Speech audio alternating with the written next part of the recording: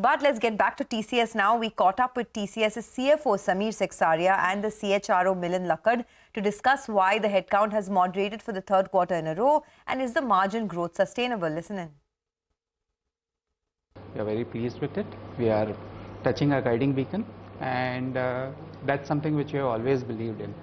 If you look at, so that's a 100 basis point sequential improvement, and if you look at it, that's in spite of a 90 basis points headwind coming in from higher third-party expenses and increased travel expenses, which was offset by 190 basis points coming in from bottoming out of subcontractor costs and productivity and utilization gains.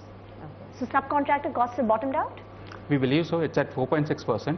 That's 150 basis points lower than the previous quarter.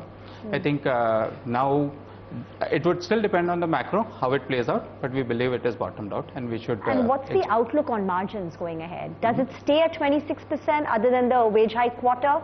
Say next time, exit margins for FY25. Can it be better? So let's be happy with what we have been able to deliver in FY24, and exiting Q4 at 26 is really special. We are happy with it. If you look at the past 3 quarters, we have almost delivered 100 basis points sequentially, plus minus, but 100 basis points coming in each of the quarters.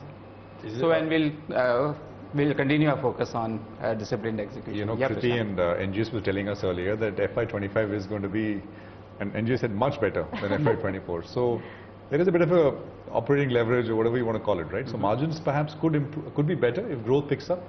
So definitely growth is a big lever on margins, and if growth picks up and is better, it will definitely accelerate the margin journey.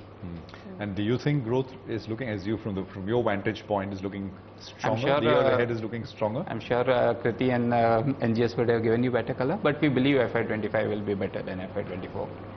Milind, headcount is down for the third consecutive quarter. You know, so do you think it's going to continue to moderate from here on? Yeah, no, I think Samir talked about productivity and utilization. All of that stuff is all coming together, and plus our investment made in the past. All of that together coming together is what this result is going to be, right? You know, this is last quarter you asked me and I said, yeah, I will not be surprised if it is negative, and it is turned out to be a lesser negative number. So we expect to drive the same kind of efficiency going forward. Growth will come, we'll hire more, and then we'll have... So to drive this efficiency, is it possible the next quarter again headcount declines? No, will you be surprised? No. Then let me put it this way. I think it's a function of our efficiency, what we hire, how many we hire, and eventually what the business growth is going to be. All of this together, whatever that outcome will be, will be. You know, Milind, the linear relationship between growth and number of people that you need, right? That has not been true for a while now, right? I mean, there's non-linearity. You can do more with lesser number of people.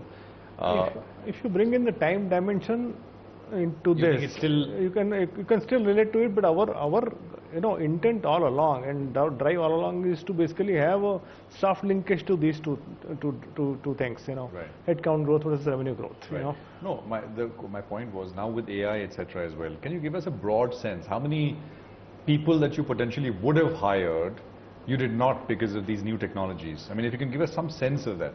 Prashant, it is too early to say that. No, currently we are in a POC mode. We are doing hundreds for POCs, actually 300 plus POCs we are doing right now across customers. Sorry, POCs? Proof of concepts. No, with our customers. All of that, and eventually coupled with all the other enterprise-related challenges, all of this will take some time to basically come to that point. So we will play and we'll obviously keep you posted as we go along. But you don't think it's already happening? It is not to the point of enterprise level changes at this point in time. Customers are still testing out. Customers are still figuring it out basically how it is going to be all work out. How eventually the accountability of the software generated by AI, how it is going to be managed. Because now you're saying that, I mean, if you talk to educators, it says kids don't need to learn coding anymore. You can tell the computer to write the code, ask it to do it, and it'll do it. So at a very basic level, simple, I mean, of course, you'll always need programmers and, certain set. But the vast majority, you think, there's going to be that challenge? you will still, basically the role of the developer will change. The role of developer will change. There will be an, AI co-pilot which will work with you to get the job done. How will you get the job done from an AI co-pilot? What will you do? What is your role change that is going to happen is currently being reimagined in TCS and in the industry. Samir, do you think peers may have dropped the margin threshold to chase growth?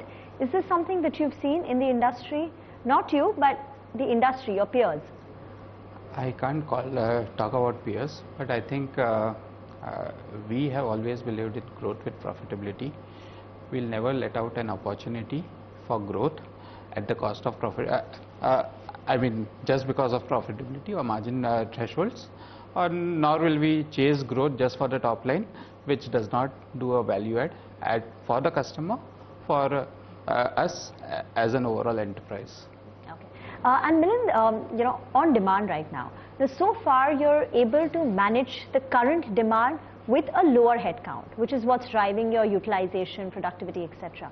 When do you think the company will start hiring to meet demand, which you can't meet with your existing We already are employees? hiring. We hired a whole bunch of But numbers. the net headcount is falling, right? But the point is, we are hiring this now. The point is, big numbers are hiring. There are people who are leaving. The point is, yes, net headcount is dropping. Eventually, when the like he says, as the business start showing more positive signs, then we are anyway going to ramp up like we always do. Is this going to be just-in-time hiring, or you think there's already slack in the system? We do. There is already slack in this. There is always some slack in the system, right? We always keep that slack. So it's not necessary if growth picks up in 25, it would be a net positive number on the hiring front. No, it can be, and there's a very high chance of that it will be. It will be. Okay. I mean, at what point of growth do you need to start hiring? I mean, if I can put it that way. So you mean to say we are anyway hiring, Prashant? At a net level. Sorry. When will that net number tick positive? Yeah, I expect it can happen as early as next quarter. Okay.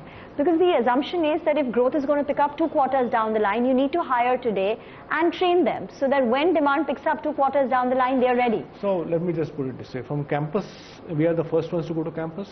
We already basically gone to our priority institutions and made, tens of thousands of offers. Okay.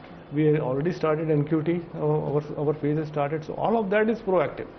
Now, from the market, from experienced talent which we get every quarter based on the required demand. What's the fresher addition that you're planning for FY25? So, it is hard to give the number right But now. you always give us a number, right?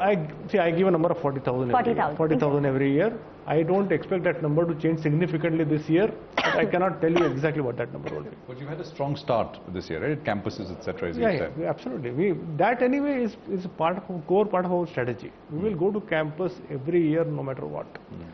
What kind of deals do you see where there is room to ask for better? I know it's a overall tough environment, but are there any segments which are doing well and where you still have pricing advantage in that sense? So we'll have to look at pricing at a portfolio level. Yes. And pricing. So if margins have to improve from here, we believe pricing will be one of the biggest levers, or need not be one of the biggest levers, but one of the major levers playing in.